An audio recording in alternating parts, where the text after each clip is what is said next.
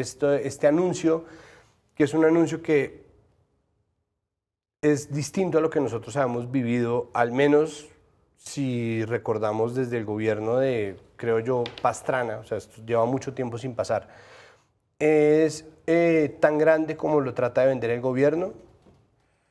Sin duda. Digamos, lo primero que quisiera decir es que este anuncio de la compra de 3 millones de hectáreas de tierra es tal vez el esfuerzo más grande que plantea hacer el gobierno, por lo menos desde hace más de 50 años. Y digo en términos redistributivos. Si bien siempre ha existido una política de tierras durante todos estos años, en los últimos gobiernos se ha centrado en el tema de formalización, pero no de redistribución, ¿no? Que es cómo hacemos para que quien no tenga tierra pueda tenerla. Y para darte un dato, si uno ve cuánta tierra se entregó en el momento más importante de reforma agraria, ¿no? Que fue con la ley 135 del 61, de 1962 a 1999 se entregó 1.8 millones de hectáreas. ¿Sí? Okay. Eso para pensar, digamos, como en qué dimensiones estamos hablando. Y algo que también creo que es muy importante es, este es un elemento de los que se ha mencionado que sería la política de reforma agraria, uno de los mecanismos para acceso, pero no el único. Entonces, esto lo dejo, digamos, sobre la mesa para decir, sin duda tiene grandes implicaciones, porque sí le apuesta, nuevamente, a cómo redistribuimos la propiedad de la tierra. Okay. Gabriel, en el pasado se había reaccionado, en el pasado me refiero yo en los años 50, hace un muy buen tiempo, el INCORE intervino un poco de la misma manera comprándole a terratenientes algo de tierra, ¿no? Eso fue un gesto, es decir, no es un gesto nuevo, pero es un gesto que no se hacía hace mucho tiempo, y sin embargo en ese momento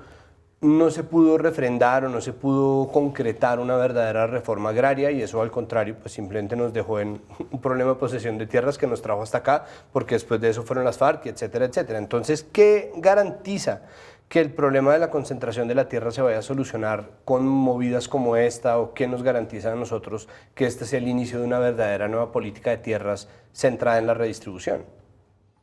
Sí, bueno, yo pensaría, Santiago, que el cambio de contexto político y de la coyuntura política que está viviendo el país es la prenda de garantía que puede tener que este acuerdo se cumpla. Pero yo diría, más que el acuerdo, tiene una ventaja que no existió antes en los gobiernos anteriores, ni en los distintos intentos de desarrollar los programas de reforma agraria, y es la voluntad política de un gobierno que llegó prometiendo a la presidencia el cumplimiento del acuerdo de paz. Y creo que la vía más expedita para lograr hacerlo es el acuerdo al que se ha llegado. Incluso, como tú decías, tal vez desde 1936, desde la primera ley de tierra, la ley 200, ya ahí el Senado en su momento tomó la decisión de la compra de tierras, ¿sí? Incluso estaba revisando, hay un personaje muy famoso en la historia del liberalismo y de los socialistas radicales de las primeras décadas del siglo XX, Gerardo Molina Ramírez, que él tuvo estas palabras en la plenaria del Senado cuando se falló la ley 200. Dijo: Colombia ha escogido la vía anticientífica para resolver el problema de tierras, porque decidió comprar tierras a la misma usanza que se está manejando ahora, con bonos de deuda pública como medio de pago para esas hectáreas. Bueno, hay una historia detrás de eso desde entonces hasta ahora, pero creo que en cuanto a la pregunta tuya de garantías, yo creo que hay un movimiento social, agrario, campesino, étnico y popular que mayoritariamente votó por este cambio, no necesariamente por Petro, diríamoslo así, pero por el cambio, por Francia, por el hastío de tantas injusticias y desigualdades como las que se han dado en los últimos tiempos, y ese movimiento social y agrario campesino va a jugar un papel muy importante como veedor social, haciendo presión para que el gobierno efectivamente cumpla, pero también tratando de neutralizar los intentos de la ultraderecha, de los conservadores y de los liberales tibios que van a tratar de hacerlo que esto se cumpla lo menos posible. Entonces yo diría, esa es la garantía, la confianza que hasta ahora se tiene del papel o del nuevo papel que debe jugar el movimiento social y agrario y que deben jugar todos aquellos sectores sociales, académicos, políticos, que efectivamente estamos en la defensa de que efectivamente en este país se desconcentre la propiedad de la tierra que viene acumulada desde la época de la colonia. Pero, y volviendo al asunto de la voluntad política, ¿cómo hacer para que el próximo gobierno no eche para atrás o no aproveche estos movimientos en una dirección contraria? Me explico, es decir, no teniendo garantizado que el próximo gobierno vaya a ser una sucesión de este gobierno Petro, pudiendo ser un gobierno de alguien como, por decir algo al azar, María Fernanda Cabal, ¿cómo hacer para que entonces no quede abierta la puerta para una negociación millonaria con Fedegan que se haga solamente en favor de Fedegan sin tener en cuenta todas las otras aristas? ¿Cómo garantizar que este movimiento no termine siendo un movimiento hecho al vacío? A ver, yo pensaría que realmente es muy incierto pretender ahora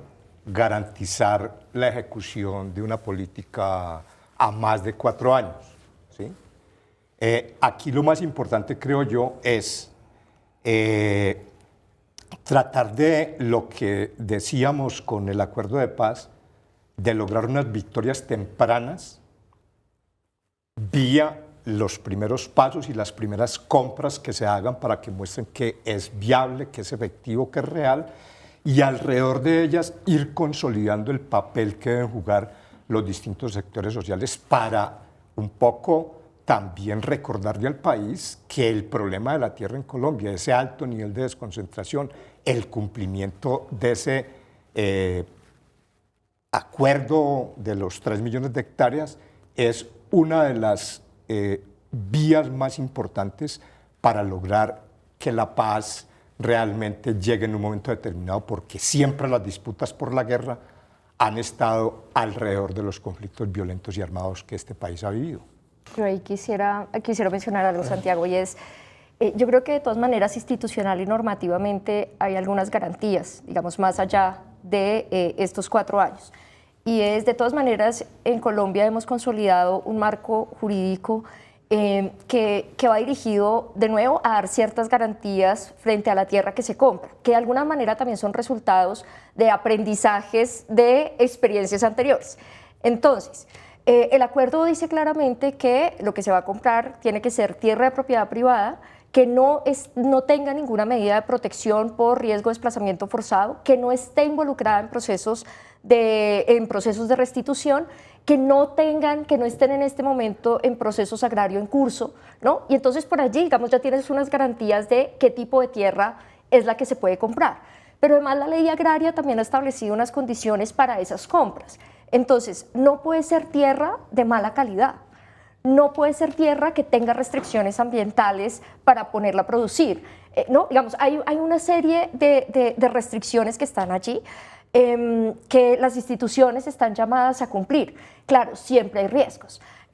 pero ahí también hay otros elementos que yo destaco del acuerdo, y es se dice que se va a conformar una comisión para la ejecución de la que hacen parte las instituciones, también se le da un puesto a Fedegan, pero se dice que también va a haber participación del sistema de Naciones Unidas, y yo creo que eso es importante, porque sin duda este es un esfuerzo que institucionalmente va a requerir de muchos ojos que puedan ver cómo se va a cumplir, cómo se materializa ese acuerdo.